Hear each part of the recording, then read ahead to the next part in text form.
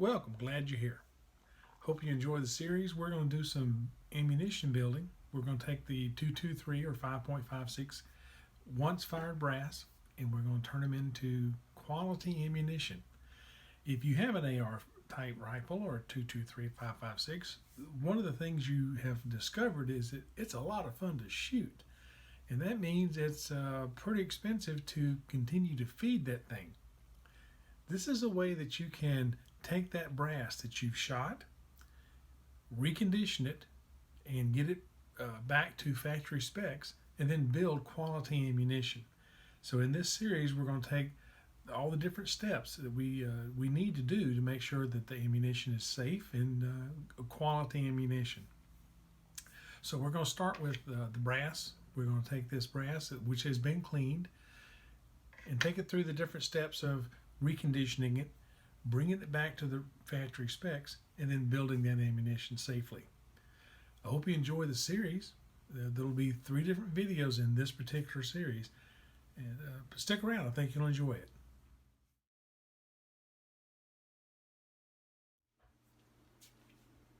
Alright, well, let's start the reloading process for the 223 or 5.56 caliber cartridge. Now we're going to start with 20 of these cartridges. The cases. They're already cleaned.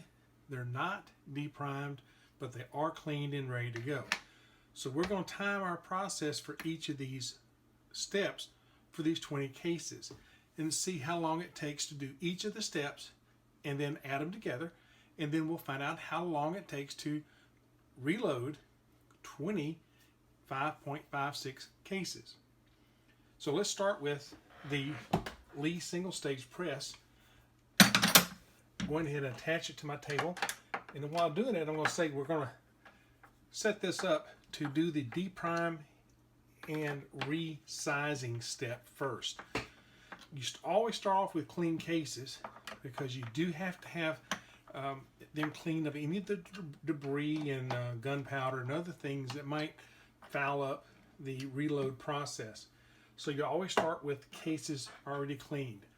I use a tumbler with corn cob and walnut media, depending on what cases I want to do. So this particular time it was walnut cases. So we're going to start, and here's the steps of the process. What we're going to do is take the reshaping and depriming die. This has a rod down through the bottom of it here that will then poke through the case and pop out that primer. It's also going to reshape the case. Now I'm using a quick change bushing, so as I stick it in my reload press and then turn it, it locks into place, knowing that it's already set.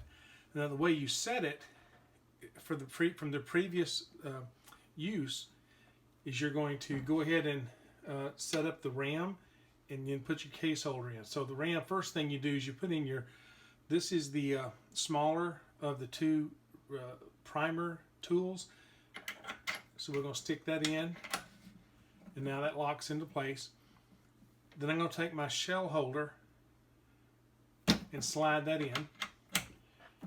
When you're setting this up for the proper depth, you're going to raise this up, screw the die in until it just touches the case holder. Then you're going to advance it 1/4 of a turn and then lock it into place with this nut. Once that's set, you're done. You don't have to worry about anything else. It's going to come out the right length. Just as a side note, I just had to replace this rod. Now the rod looks like this. That is the expanding rod, and it has a deprimer on the end. What happened is it got bent, and I've bent a couple of these before in my years of doing this, so I keep extra rods in place just in case. What you do is you unscrew this top nut here using your wrenches, and the rod will then fall out the bottom. You just stick the next one in, put it at the right height, and then lock it into place. So another tool that I use is going to be the Wilson cartridge case gauge. This will measure to make sure that I have the right the shoulder and the neck are in the right spot here. That's the right depth.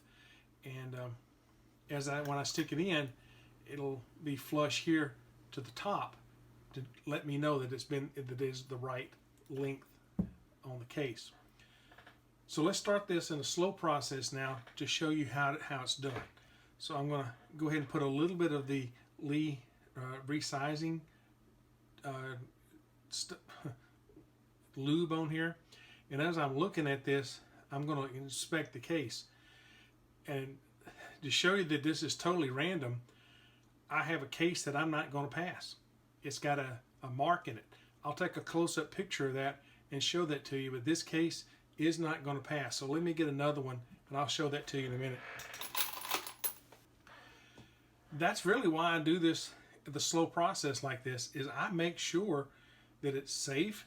These cases are good to be reused and that they're not damaged. And that one was absolutely damaged. I'll show you why in a minute. So I put the case lube in, insert it into the shell holder, and as I push it, the ram up, that pin then knocks the primer into this pocket here and goes into that tube. Now this case has been, it's totally reshaped. I'm going to wipe the case lube off,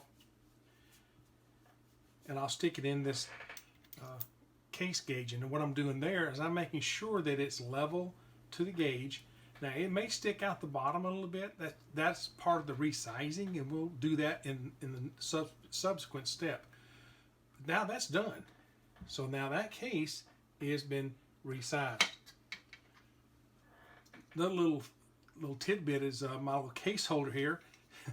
I went dumpster diving. This is actually a 9mm shell casing holding that was thrown away after somebody at the range was done shooting their 9mm. It works great as a case holder for 5.56 and 300 blackout. It's a great little case holder.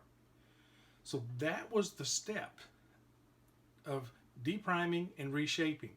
And I say reshaping because when the cartridge is fired, it expands into the chamber of the weapon. That takes it out of shape. So we have to then go through this die to then bring it back into shape. And when it does that, it actually expands the die, expands the case and pushes it out the top. So it makes it a little bit longer than it was before. In fact, let's go ahead and do another case and we'll do some measurements. Let's go ahead and measure this case and see how much it does expand out the top. All right, so that's 1.758. 1.758. All right, so now let's go ahead and do this reshaping and see how much this case will expand. It will expand a little bit.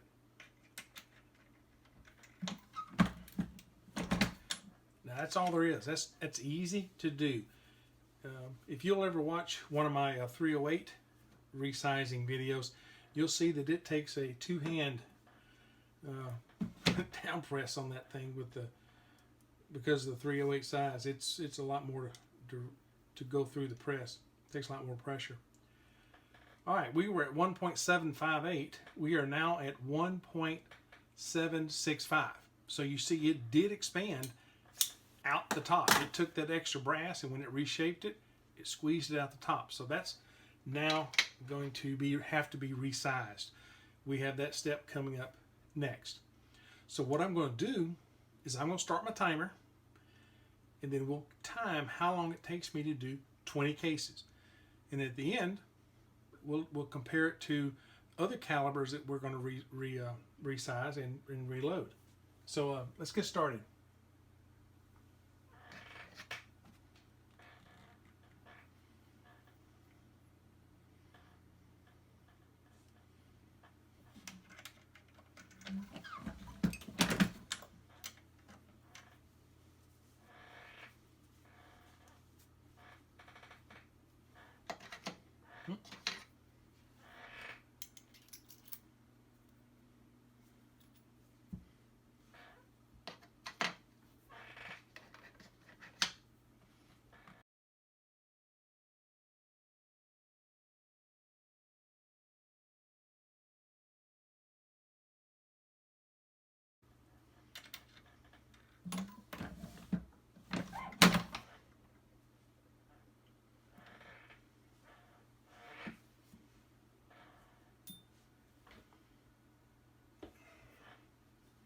All right, what's happened is I told you that we had to really crank down that rod. Well, as I was pulling this case out of the depriming tool and the resizing die, the rod actually slipped out.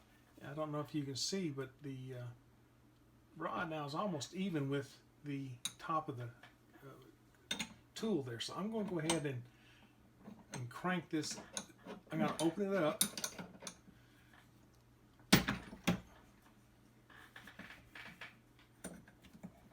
When I do, I can then push this back up.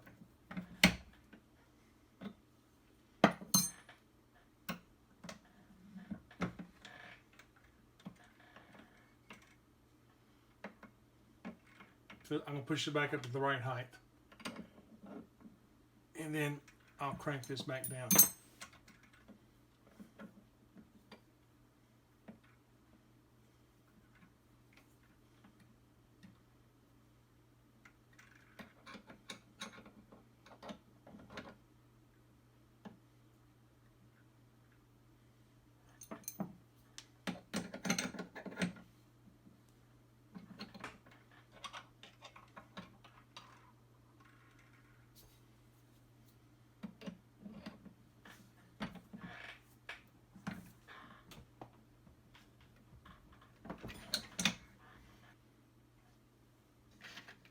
All right, so I'm going to go ahead and start back up now, and in doing so, we'll start the timer again.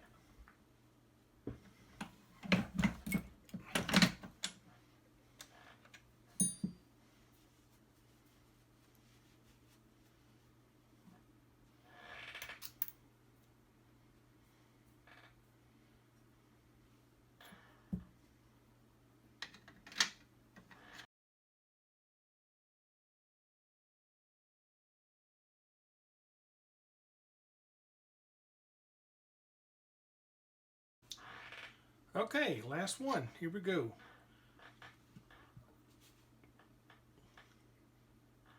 That really is not a uncommon thing to have happen, is to have that rod slip out.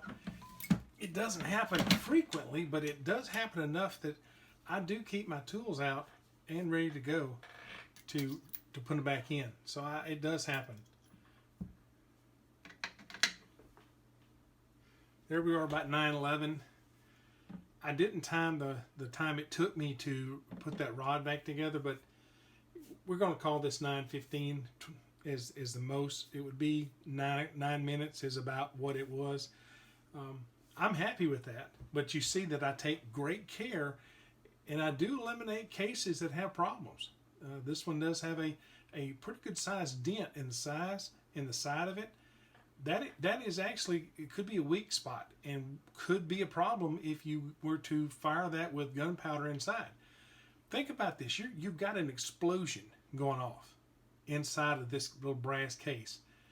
And if you don't want a weak spot when you're doing that. And it's really not worth it. This piece of brass didn't cost me maybe a nickel. My life and the life of someone else on the range is worth far more than that nickel. So let's don't worry about that. So what you've seen me do now is deprime and reshape the case and also inspect the case. I used my tool here to make sure that the shoulder and the neck were in the right spot and that it was seating properly. What's going to happen next is I'm going to take these same 20 cases and I'm going to run it through a resizing operation to get them to the right length, because I did show you that the cases do expand in length, and you have to have them the right length back to factory specs before you start the reloading process. And that's really what all this portion of the reloading is getting that case that has been fired back to the manufacturer specifications. So let's take that next step, and I hope you enjoy the ride. To me, this is a lot of fun. I enjoy this. This keeps me out of trouble. I don't have to watch the television. I can sit here and in my own thoughts do this reloading process, and it is so relaxing and so much fun for me. I hope you enjoyed as much as I do. And if you're looking at getting into it, believe me, you've got the time, and it's not an expensive hobby. Thanks so much for watching. Okay, here's the time for the first video. It took 9 minutes for us to deprime, resize, check the headspace, and make sure the case was ready to go to the next stage. So by comparison, the same process for the 308 Winchester was a whopping 9 minutes and 30 seconds, so 30 seconds longer, not that big a deal. Stick around for the next video where we're going to take these same 20 cases and we're going to then do resize them, that is, cut them down to size, clean out the pocket, and get that primer pocket ready for the next stage. Thanks for sticking around.